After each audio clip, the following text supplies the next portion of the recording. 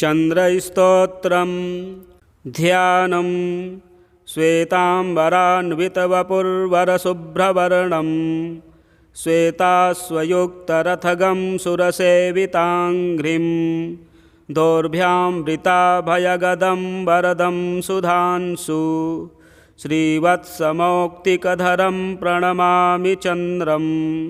आग्नेयभागे शरथोदशाश्वश्चात्रे यजो यामुनदेशजश्च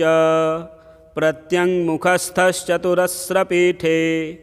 गदाधराङ्गो वररोहिणी सह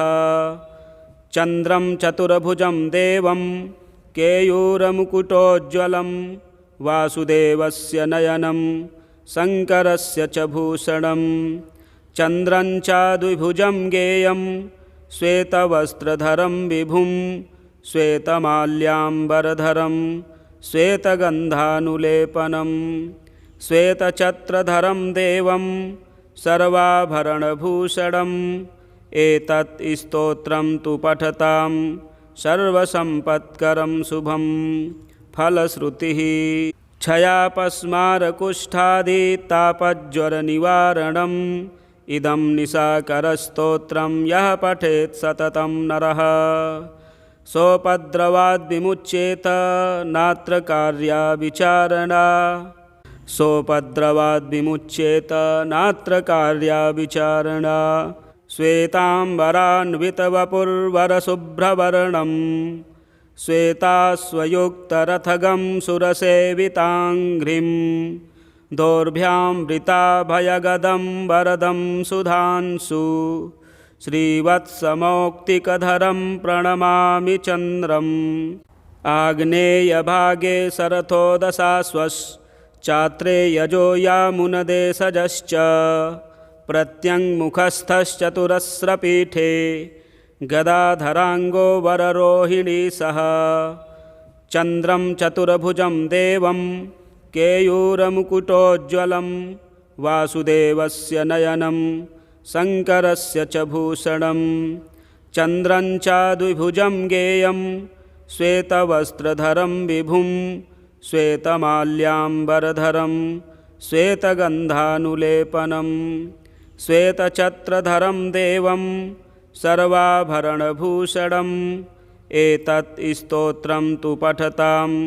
सर्वसम्पत्करं शुभं फलश्रुतिः क्षयापस्मारकुष्ठादितापज्वरनिवारणम् इदं निशाकरस्तोत्रं यः पठेत् सततं नरः सोपद्रवाद्विमुच्येत नात्र कार्या विचारणा सोपद्रवाद्विमुच्येत नात्र कार्या विचारणा श्वेताम्बरान्वितवपुर्वरशुभ्रवर्णं श्वेताश्वयुक्तरथगं सुरसेविताङ्घ्रिं दोर्भ्यामृताभयगदं वरदं सुधांशु श्रीवत्समौक्तिकधरं प्रणमामि चन्द्रम् आग्नेयभागे शरथोदशाश्वश्चात्रे यजो यामुनदेशजश्च प्रत्यङ्मुखस्थश्चतुरस्रपीठे गदाधराङ्गो वररोहिणी सह चन्द्रं चतुर्भुजं देवं केयूरमुकुटोज्ज्वलं वासुदेवस्य नयनं शङ्करस्य च भूषणं चन्द्रं च द्विभुजं गेयं श्वेतवस्त्रधरं विभुं श्वेतमाल्याम्बरधरं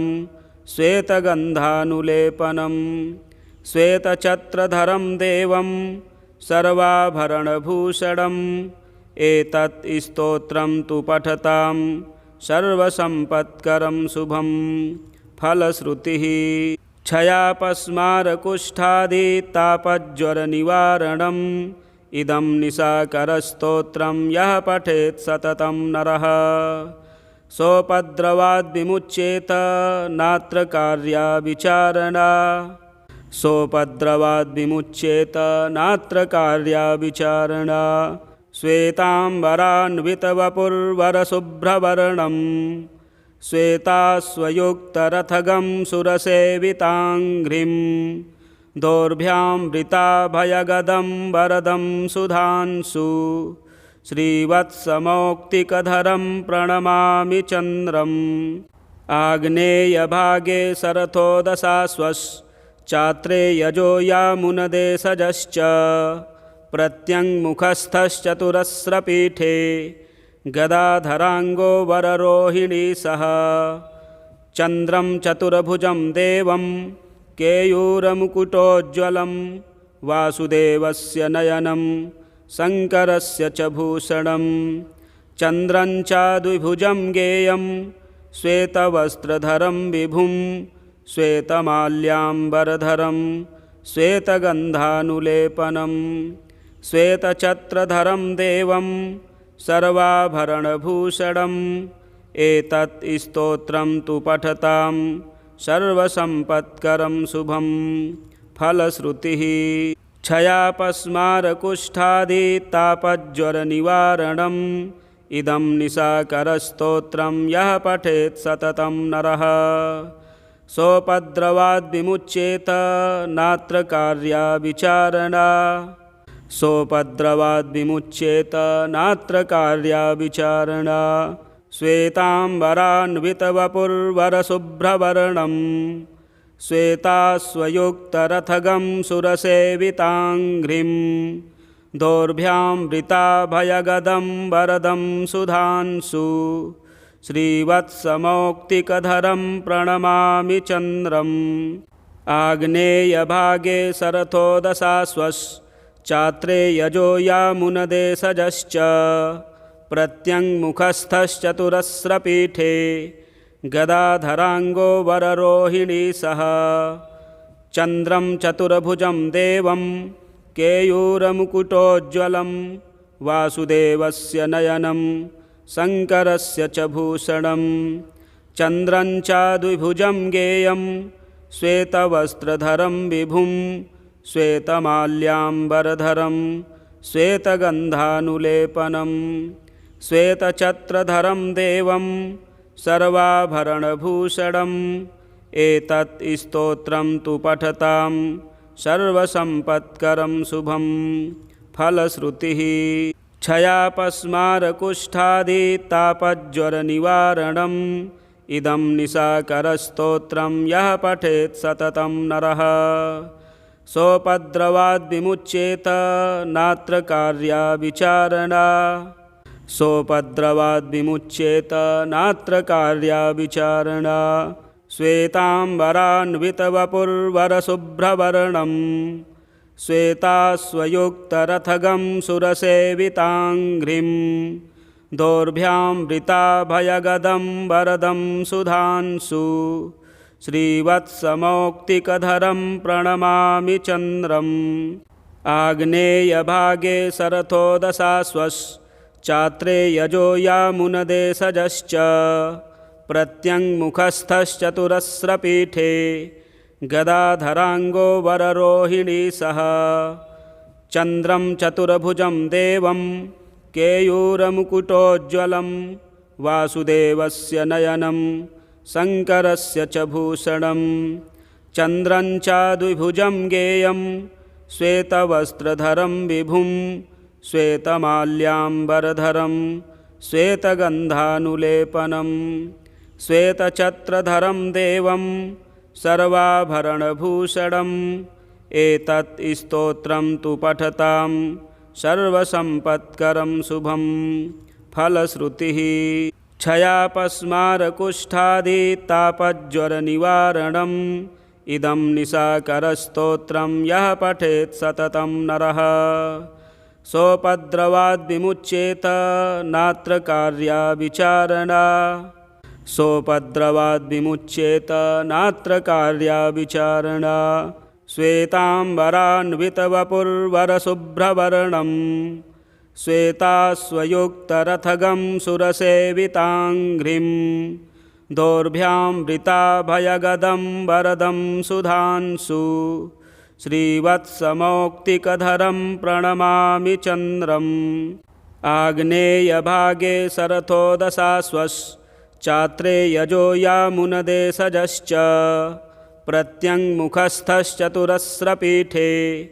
गदाधराङ्गो वररोहिणी सह चन्द्रं चतुर्भुजं देवं केयूरमुकुटोज्ज्वलं वासुदेवस्य नयनं शङ्करस्य च भूषणं चन्द्रं च द्विभुजं गेयं श्वेतवस्त्रधरं विभुं श्वेतमाल्याम्बरधरं श्वेतगन्धानुलेपनं श्वेतछत्रधरं देवं सर्वाभरणभूषणम् एतत् स्तोत्रं तु पठतां सर्वसम्पत्करं शुभं फलश्रुतिः क्षयापस्मारकुष्ठादितापज्वरनिवारणम् इदं निशाकरस्तोत्रं यः पठेत् सततं नरः सोपद्रवाद् विमुच्येत नात्र कार्या विचारणा सोपद्रवाद् विमुच्येत नात्र कार्या विचारणा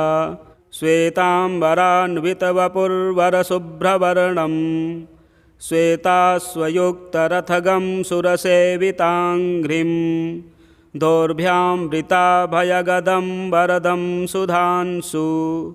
श्रीवत्समौक्तिकधरं प्रणमामि चन्द्रम् आग्नेयभागे शरथोदशाश्वश्चात्रे यजो यामुनदेशजश्च प्रत्यङ्मुखस्थश्चतुरस्रपीठे गदाधराङ्गो वररोहिणी सह चन्द्रं चतुर्भुजं देवं केयूरमुकुटोज्ज्वलं वासुदेवस्य नयनं शङ्करस्य च भूषणं चन्द्रं च द्विभुजं गेयं श्वेतवस्त्रधरं विभुं श्वेतमाल्याम्बरधरं श्वेतगन्धानुलेपनं श्वेतछत्रधरं देवं सर्वाभरणभूषणम् एतत् स्तोत्रं तु पठतां सर्वसम्पत्करं शुभं फलश्रुतिः क्षयापस्मारकुष्ठादितापज्वरनिवारणम् इदं निशाकरस्तोत्रं यः पठेत् सततं नरः सोपद्रवाद् विमुच्येत नात्र कार्या विचारणा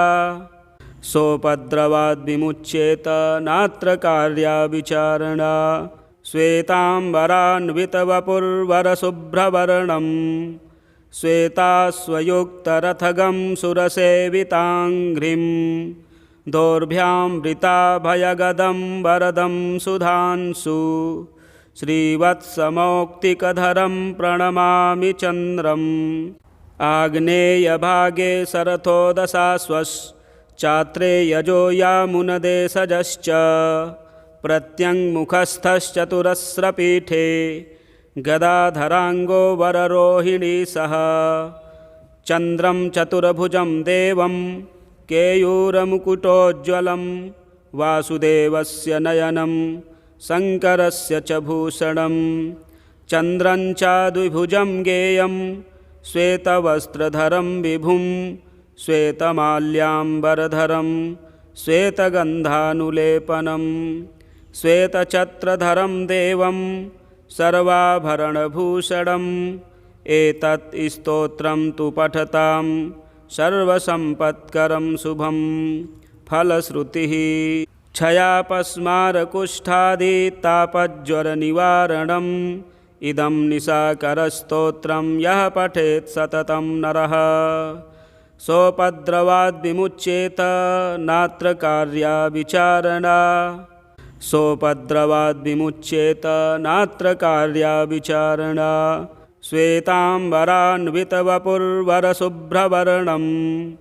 श्वेताश्वयुक्तरथगं सुरसेविताङ्घ्रिं दोर्भ्यामृताभयगदं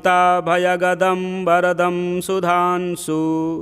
श्रीवत्समौक्तिकधरं प्रणमामि चन्द्रम्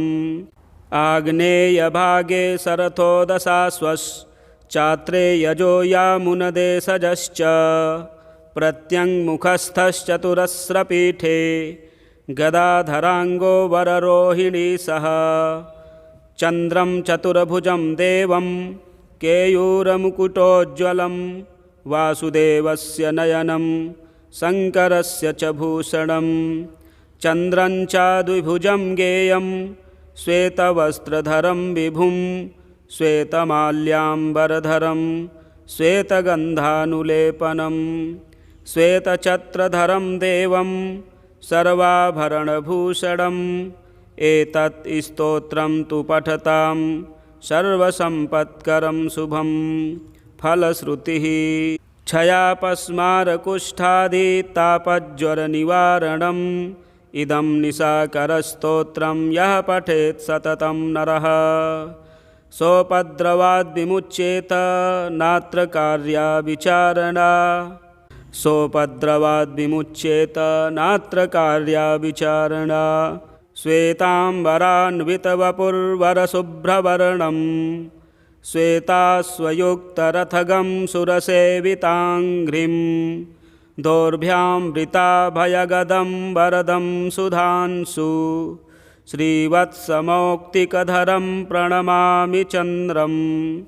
आग्नेयभागे शरथोदशाश्वश्चात्रे यजो यामुनदेशजश्च प्रत्यङ्मुखस्थश्चतुरस्रपीठे गदाधराङ्गो वररोहिणी सह चन्द्रं चतुर्भुजं देवं केयूरमुकुटोज्ज्वलं वासुदेवस्य नयनं शङ्करस्य च भूषणं चन्द्रं च द्विभुजं गेयं श्वेतवस्त्रधरं विभुं श्वेतमाल्याम्बरधरं श्वेतगन्धानुलेपनं श्वेतछत्रधरं देवं सर्वाभरणभूषणम् एतत् स्तोत्रं तु पठतां सर्वसम्पत्करं शुभं फलश्रुतिः क्षयापस्मारकुष्ठादितापज्वरनिवारणम् इदं निशाकरस्तोत्रं यः पठेत् सततं नरः सोपद्रवाद्विमुच्येत नात्र कार्या विचारणा सोपद्रवाद्विमुच्येत नात्र कार्या विचारणा चन्द्रस्तोत्रं सम्पूर्णम्।